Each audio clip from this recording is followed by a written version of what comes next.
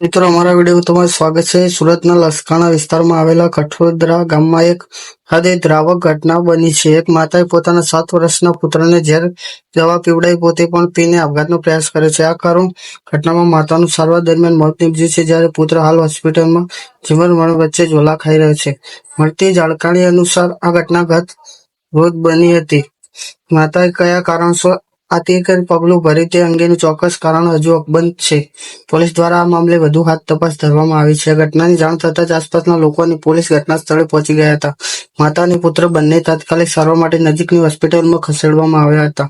જોકે ગંભીર હાલત હોવાને કારણે માતાનું સારવાર દરમિયાન જ મોત નીપજ્યું હતું। 7 વર્ષના પુત્રની હાલત પણ ગંભીર હોવાનું જણાવી રહ્યું છે અને તે હાલ હોસ્પિટલમાં સઘન સારવાર આપવામાં આવી રહી છે। આ ઘટનાથી કઠોદરા ગામ સહિત સમગ્ર સુરતમાં શોકનો માહોલ છવાયો છે। માતા પુત્ર દ્વારા આ પગલા પાછળનું કારણ શું હતું તે જાણવા પોલીસ વધુ તપાસ હાથ ધરી રહી છે। વિડીયોને વધુમાં વધુ શેર કરજો અને મારી ચેનલમાં નવા હોય તો મારી ચેનલને સબસ્ક્રાઇબ કરવાનું ભૂલતા નહીં। જય માતા પિતા।